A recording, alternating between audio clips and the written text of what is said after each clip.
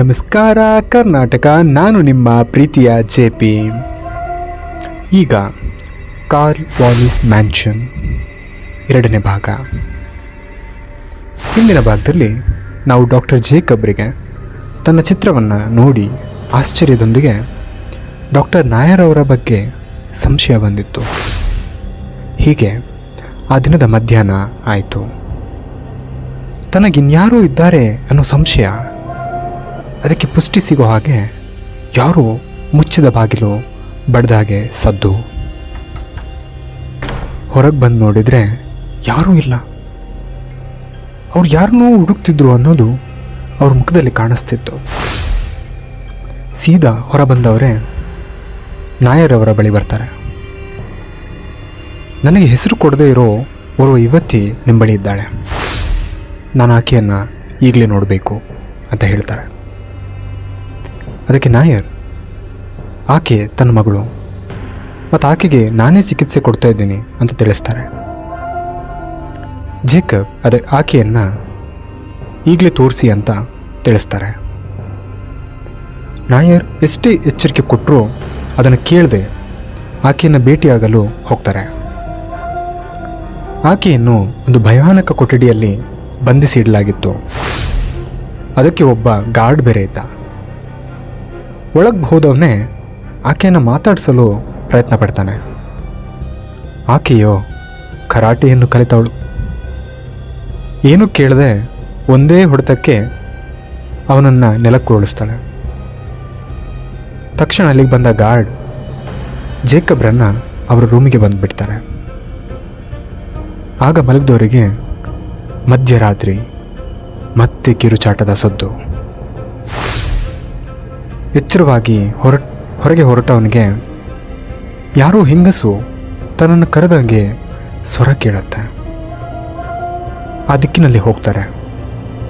ಅಲ್ಲಿ ಹೋದವನಿಗೆ ಒಬ್ಬ ಹೆಂಗಸು ಆ ಯುವತಿಯನ್ನು ತನ್ನ ಅಣ್ಣನ ಮಗಳೆಂದು ಅವಳನ್ನು ಇಲ್ಲಿಂದ ಬಿಡಿಸಿಕೊಂಡು ಹೋಗು ಅಂತ ಹೇಳ್ತಾಳೆ.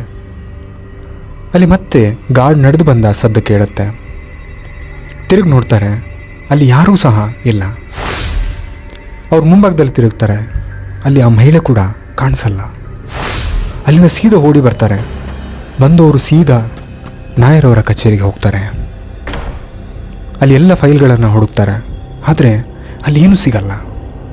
ಅಷ್ಟರಲ್ಲಿ ಏನೂ ಸದ್ದಾಗಿ ಗಾರ್ಡ್ ನಾಯರ್ ಅವರ ಆಫೀಸ್ ಕಡೆಗೆ ಬರ್ತಾನೆ. ಇದನ್ನು ಗಮನಿಸಿದ ಡಾಕ್ಟರ್ ಜೇಕಬ್ ಅಲ್ಲಿಂದ ತಕ್ಷಣ ನಾಯರ್ ಅವರ ಟೇಬಲ್ ಬಳಿ ಅವಿತ್ಕೊಳ್ತಾರೆ. ಗಾರ್ಡ್ಗೆ ಅಲ್ಲಿ ಯಾರು ಕಾಣದೇ ಇರೋದನ್ನು ನೋಡಿ ಅಲ್ಲಿಂದ ಸೀದಾ ಹೊರಡ್ತಾನೆ. ಆದರೆ ಜೇಕಬ್ರಿಗೆ ಅಲ್ಲಿ ಒಂದು ರಹಸ್ಯ ಫೈಲ್ ಮತ್ತು ಡೈರಿ ಸಿಗುತ್ತೆ. ಅದನ್ನು ತೆಗೆದು ನೋಡ್ತಾರೆ. ಅದರಲ್ಲಿ ಸಾಕಷ್ಟು ರಹಸ್ಯ ಅಡಗಿತ್ತು. ಸೀದಾ ಬಂದವನೇ ಎಲ್ಲದನ್ನು ತನ್ನ ರೆಕಾರ್ಡರ್ನಲ್ಲಿ ರೆಕಾರ್ಡ್ ಮಾಡ್ಕೊಳ್ತಾರೆ. ನಂತರ ಸುಖನಿದ್ರೆಯಲ್ಲಿ ಜಾರ್ತಾರೆ. ಮಾರನೇ ದಿನ ಅದರಲ್ಲಿ ಸಿಕ್ಕ ಡೈರಿಯನ್ನು ಒಂದು ನದಿ ಬಳಿಗೆ ಬಂದುಬಿಟ್ಟು ಓದೋಕ್ಕೆ ಶುರು ಮಾಡ್ತಾರೆ. ಅದರಲ್ಲಿ ಆ ಯುವತಿ ಬಗ್ಗೆ ಬರೆದಿತ್ತು. ಆ ಯುವತಿಯ ಹೆಸರು ಅನನ್ಯ. ಆಕೆ ಒಬ್ಬ ಸಿರಿವಂತನ ಮಗಳಾಗಿದ್ಲು. ಆಕೆ ಆಟಿಸಮ್ ಅನ್ನುವ ಕಾಯಿಲೆಯಿಂದ ಬಳಲ್ತಾ ಇದ್ಲು. ಅಂದರೆ ನರಮಂಡಲದ ನ್ಯೂನತೆಯಿಂದ, ಸಾಮಾಜಿಕ ನಡವಳಿಕೆ ಮತ್ತು ಸಂವಹನದ ಕೊರತೆಯಿಂದ ಇರುವ ಮಕ್ಕಳು. ಇದನ್ನೆಲ್ಲ ಆಕೆಯ ತಂದೆ ರವಿರಾಮ್ ಅರಿತುಕೊಂಡಿದ್ರು ಮತ್ತು ಅದರ ಬಗ್ಗೆ ಡೈರಿಯಲ್ಲಿ ಬರೆದಿದ್ರು. ಆದರೆ ಅವರ ಅಣ್ಣ ಮತ್ತು ತಮ್ಮ ಮಗಳನ್ನು ಅನಾಥಾಶ್ರಮಕ್ಕೆ ಬಿಡಲು ತುಂಬ ಒತ್ತಾಯ ಮಾಡ್ತಿದ್ರು. ಅದನ್ನು ಅವ್ರು ಕೇಳದೆ ತನ್ನ ಮಗಳನ್ನು ಮುದ್ದಾಗಿ ಸಾಕಿದ್ರು ಮತ್ತು ಆಕೆಗೆ ಕರಾಟೆಯನ್ನು ಕೂಡ ಹೇಳಿಕೊಟ್ಟಿದ್ರು. ಇಷ್ಟನ್ನು ಓದ್ತಿದ್ದಂತೆ ಜೇಕಬ್ರನ್ನು ಯಾರೋ ನೀರಿಗೆ ಎಳೆದುಕೊಳ್ಳೋ ಹಾಗೆ ಭಾಸ ಆಗಿ ನೀರಿಗೆ ಎಳೆಯಲ್ಪಡ್ತಾರೆ. ಅದೃಷ್ಟವಶಾತ್ ಅಲ್ಲಿಗೆ ಬಂದ ಗಾರ್ಡ್ ಅವರನ್ನು ಮೇಲಕ್ಕೆತ್ತಿ ಬದುಕಿಸ್ತಾನೆ. ಇದನ್ನೆಲ್ಲ ತನ್ನ ರೂಮ್ಗೆ ಬಂದ ಜೇಕಬ್ರವರು ರೆಕಾರ್ಡನ್ನು ರೆಕಾರ್ಡ್ ಮಾಡಿ ತನ್ನ ಮೇಲೆ ಪ್ರಾಣ ತೆಗೆಯುವ ಮೊದಲನೇ ಯತ್ನ ಅಂತ ತಿಳಿಸ್ತಾರೆ. ನಂತರ ಅವರು ಅನನ್ಯಳನ್ನು ಭೇಟಿಯಾಗಲು ಆ ಕತ್ತಲೆ ಕೋಣೆಗೆ ಹೋಗ್ತಾರೆ. ಆಕೆಯನ್ನು ಅಲ್ಲಿಂದ ಹೇಗಾದರೂ ಮಾಡಿ ಹೊರತಂದು ಈ ಸುಂದರ ಪ್ರಪಂಚವನ್ನು ತೋರಿಸಬೇಕು ಅಂತ ಕರ್ಕೊಂಡು ಬರ್ತಾರೆ. ಹೊರ ಬಂದಂತೆ ಅನನ್ಯಳ ಮುಖದಲ್ಲಿ ಚೇತರಿಕೆ ಕಾಣಿಸ್ತೆ. ಇದನ್ನು ನೋಡಿದ ಮ್ಯಾನೇಜರ್ ಮಂದಾಕಿನಿ ಡಾಕ್ಟರ್ ನಾಯರಿಗೆ ದೂರು ಕೊಟ್ಲು. ಡಾಕ್ಟರ್ ನಾಯರ್ ಬಂದವರೇ ಜೇಕಬ್ರ ಮೇಲೆ ಸಿಕ್ಕಾಪಟ್ಟೆ ರೇಗಾಡ್ತಾರೆ. ಆದರೆ ಜೇಕಬ್ ಕೇವಲ ಒಂದು ಮುಗುಳ್ನಗೆಯಿಂದ ಆತನಿಗೆ ಅನನ್ಯಳನ್ನು ತೋರಿಸ್ತಾರೆ. ಆಕೆಯ ಮುಖ ಸೂರ್ಯನಂತೆ ಪ್ರಕಾಶವಾಗಿ ಹೊಳಿತಿತ್ತು. ಆಕೆಯ ಮುಖದ ನಗು ತುಂಬ ಸೊಗಸಾಗಿ ಕಾಣಿಸ್ತಿತ್ತು. ಇದರಿಂದ ತುಂಬ ಕಸಿವಿಸಿಕೊಂಡ ಡಾಕ್ಟರ್ ನಾಯರ್ ತನ್ನ ಕಚೇರಿಗೆ ಸೀದಾ ಬರ್ತಾರೆ. ಇದನ್ನು ಗಮನಿಸಿದ ಮ್ಯಾನೇಜರ್ ಮಂದಾಕಿನಿ ಅವರ ಹಿಂದೆನೇ ಬರ್ತಾಳೆ. ಬಂದವಳೆ ಜೇಕಬ್ರನ್ನ ಇಲ್ಲವಾಗ್ಸಿ, ಇಲ್ದಿದ್ರೆ ನಮ್ಮ ಸತ್ಯ, ನಾವು ಇಲ್ಲಿವರೆಗೆ ಎಲ್ಲ ನಿಜಾಂಶ ಹೊರಬರುತ್ತೆ ಅಂತಾಳೆ. ಅದಕ್ಕೆ ನಾಯರ್ ತನ್ನ ಗಾರ್ಡ್ ಮೆಲಿಕನನ್ನು ಅಲ್ಲಿ ಕರೀತಾರೆ.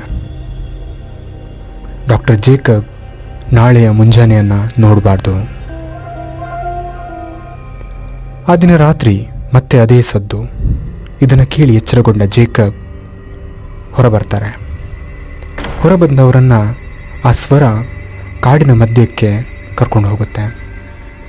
ಹೋಗ್ತಾ ಇದ್ದಂತೆಯೇ ಅವರ ಹಿಂದೆ ಒಂದು ದೊಡ್ಡ ನಾಯಿಗಳ ಹಿಂಡು ಅವ್ರನ್ನ ಸಾಯಿಸುವಂತೆ ಬರ್ತಾ ಇರುತ್ತೆ. ಇದನ್ನು ನೋಡಿದ ಜೇಕಬ್ ತನ್ನ ಮೇಲೆ ಸಾಯಿಸುವ ಉದ್ದೇಶದ ಸಂಚನ್ನು ಅರ್ಥ ಮಾಡ್ಕೊಳ್ತಾರೆ. ಅಲ್ಲಿಂದ ಹೇಗಾದರೂ ಮಾಡಿ ಓಡಿಬಂದು ಒಂದು ದೊಡ್ಡ ಮರವನ್ನು ಏರ್ತಾರೆ. ಆ ದಿನ ರಾತ್ರಿ ಆತನ ನಿದ್ರೆ ಅದೇ ಮರದ ಮೇಲೆ ಆಗುತ್ತೆ. ಇದು ತನ್ನ ಸಾವಿಗೆ ಎರಡನೇ ಪ್ರಯತ್ನ ಅಂತ ಅಂದ್ಕೊಳ್ತಾರೆ. ಇದನ್ನೆಲ್ಲ ಮಾರನೇ ದಿನ ಬಂದವರೇ ತನ್ನ ರೆಕಾರ್ಡರ್ನಲ್ಲೇ ರೆಕಾರ್ಡರ್ ಮಾಡ್ಕೊಳ್ತಾರೆ. ಆನಂತರ ಅನನ್ಯಳನ್ನು ನೋಡೋದಕ್ಕೆ ಅನನ್ಯಳ ರೂಮ್ಗೆ ಹೋಗ್ತಾರೆ. ಆದರೆ ಆಕೆ ಆ ರೂಮ್ನಲ್ಲಿರೋದಿಲ್ಲ. ಆಕೆಯನ್ನು ನಾಯರೆಲ್ಲೋ ಬಚ್ಚಿಟ್ಟಿದ್ದಾರೆ ಅಂತ ತಿಳಿದು ಹುಡುಕೋದಕ್ಕೆ ಶುರು ಮಾಡ್ತಾರೆ. ಹೀಗೆ ಹುಡುಕ್ತಾ ಮೇಲ್ಮಹಡಿಗೆ ಬಂದು ತಲುಪ್ತಾರೆ. ಅಲ್ಲಿ ತನಗೆ ಅಡ್ಡವಾಗಿ ಬಂದ ಗಾರ್ಡ್ ಮೆಲಿಕನನ್ನು ನೋಡಿ ಆಶ್ಚರ್ಯಗೊಳ್ತಾರೆ. ಆತನು ಇವರನ್ನು ಸಾಯಿಸುವ ಉದ್ದೇಶದಿಂದ ಅವರ ಮೇಲೆ ಆಕ್ರಮಣ ಮಾಡ್ತಾನೆ.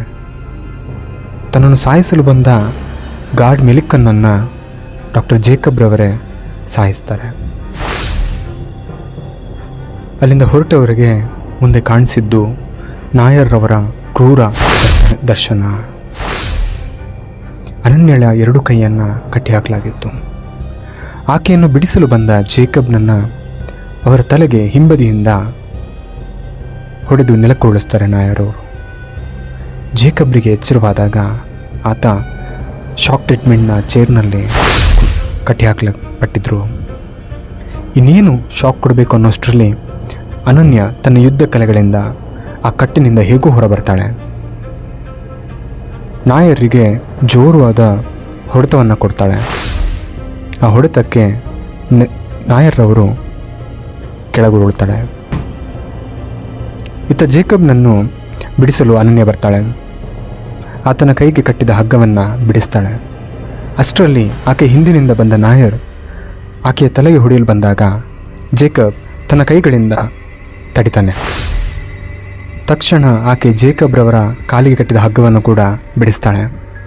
ಇತ್ತ ಜೇಕಬ್ ತನ್ನ ಎಲ್ಲ ಶಕ್ತಿಯಿಂದ ನಾಯರ್ ಜೊತೆ ಸುಮಾರು 20 ನಿಮಿಷದ ಹೊಡೆದಾಟದಲ್ಲಿ ಆತನನ್ನು ನೆಲಕ್ಕುರುಳಿಸ್ತಾರೆ.